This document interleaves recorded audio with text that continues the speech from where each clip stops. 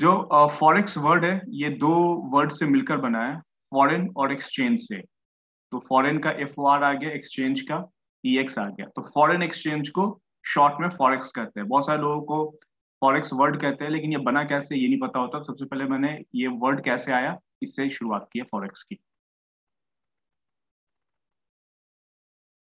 अब forex market में, अगर आप फॉरेक्स मार्केट में प्रॉफिट के लिए ट्रेड नहीं करते हैं, अगर आप एक प्रोफेशनल ट्रेडर नहीं है या ट्रेडर ही नहीं है, आपने कभी जिंदगी में ट्रेड नहीं किया है, फिर भी आप अपने लाइफ में कभी ना कभी फॉरेक्स ट्रेड करेंगे।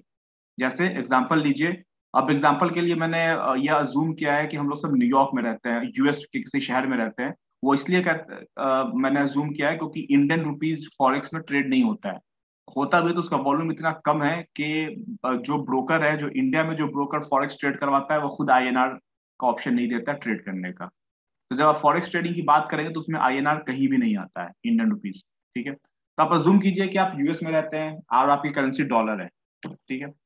तो आप US के न्यूयॉर्क शहर में रहते हैं और आप पेरिस जा रहे हैं किसी काम से। जैसे हम लोग एक शहर से दूसरे शहर जाते हैं, तो न्यूयॉर्क से आप पेरिस जा रहे हैं। न्यूयॉर्क की जो करेंसी है वो क्या है? डॉलर है। और पेरिस की करेंसी क्या है? यूरो है। तो आप अगर न्यूयॉर्क से जब पेरिस जाएंगे तो आपके जेब में डॉलर रहेगा। जैसे अगर इंडिया से कहीं जाते हैं तो आपके जेब में रुपीज रहता है, रुपया रहता है, इंडियन रुपीज रहता है। तो जब आप न्यूयॉर्क से जब बैठेंगे और पेरिस इंटरनेशनल एयरपोर्ट पर उतरेंगे आप, तो वहां पे आपको, अब पेरिस में अगर आपको कुछ खाना है, कुछ खरीदना है, कुछ एक पानी का बोतल भी खरीदना है, तो डॉलर देंगे तो शॉपकीपर लेने से शायद मना कर दे। तो आपको पेरिस का जो जो करेंसी है यूरो, वो आपको देना पड़ेगा। तो हर एयरपोर्ट पे या एयरपोर्ट के बाहर या गली मोहल्ले में भी दुकानों में जो है करेंसी एक्सचेंज करने की शॉप होती है। तो जनरली लोग एयरपोर्ट पर जाते हैं और वो डॉलर देंगे एयरपोर्ट पे। पेरिस में एंटर करने के पहले उन्होंने जूम किया कि $1,000 का खर्चा हो सकता है, पॉकेट खर्च। $1,000 दिया उन्होंने काउंटर पे, वो उनको $1,000 के बदले में उतने उतना यूरो दे देंगे। जो एक्सचेंज रेट उस वक्त चल रहा होगा उसके हिसाब से उनको दे देते हैं। तो ये जो काम आपने किया, काउंटर पर जाकर आपने डॉलर दिया और यूरो आपने ले लिया, इसी को फॉरेक्स ट्रेडिंग कहते हैं। ये आप फिजिकल ट्रेड कर रहे हैं, डॉलर देकर यूरो खरीद रहे हैं। यानी कि यूरो आप बाई कर रहे हैं और बेच क्या रहे हैं? डॉलर बेच रहे हैं। जैसे आप स्टॉक खरीदते हैं तो बेचते क्या है? रुपीज। आप अगर रिलायंस को खरीद रहे हैं, तो जब रिलायंस खरीदते हैं तो आप बेच क्या रहे हैं? अपना पैसा बेचते हैं, उसके बदले में आपको रिलायंस का स्टॉक मिलता है। तो यहाँ पे क्या आप खरीद क्या रहे हैं? यूरो खरीद रहे हैं। और बेच क्या रहे हैं? डॉलर बेच रहे हैं। ठीक है।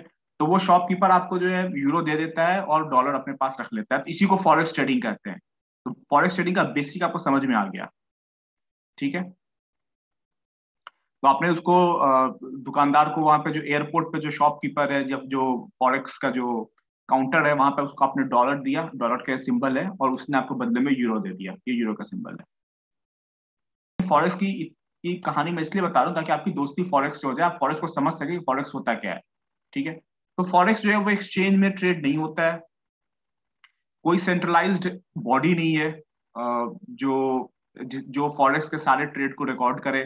जैसे आप इंडिविजुअल, आपने उस शॉप पर जाकर आपने जो यूरो खरीदा डॉलर देकर, तो वो ट्रेड कहीं रिकॉर्ड नहीं हो रहा है। वो कहीं वो ट्रेड वो किसी सेंट्रलाइज एजेंसी को या किसी स्टॉक ट्रेडिंग को या फिर किसी भी तरह के ट्रेडिंग को जो बॉडी रेगुलेट करती है उसको वो डेटा जाता नहीं है। तो हर जो ब्रोकर होता है वो अपना अपना ट्रेडिंग इंडिपेंडेंटली कंडक्ट करता है। जैसे दो ब्रोकर का नाम ले लीजिए। जैसे ट्रेड स्टेशन एक ब्रोकर है, बहुत फेमस ब्रोकर है US का। इंडिया में तो उसका भी ब्रांच नहीं है। और हमारे यहाँ ऑक्टा एफएक्स सबसे ज्यादा फेमस है। तो ऑक्टा एफएक्स जो ट्रेड करा रहा है, उसको वो अपना डेटा ट्रेड स्टेशन के साथ शेयर नहीं कर रहा है कि उसके यहाँ कौन कितने पे क्या बाई कर रहा है। ना ही ट्रेड स्टेशन जो है वो ऑक्टाफेक्स को बता रहा है। लेकिन चूंकि ये इतना ज्यादा फॉरेक्स ट्रेड इतना हेवी होता है, इतना ज्यादा होता है, उसका आप अनुमान नहीं लगा सकते हैं। इतना ज्यादा होता है कि दोनों अलग अलग ब्रोकर है, दोनों एक दूसरे को रिपोर्ट नहीं कर रहे हैं, लेकिन फिर भी दोनों के टर्मिनल पे प्राइस किसी भी करेंसी पेयर का बिल्कुल सेम होगा।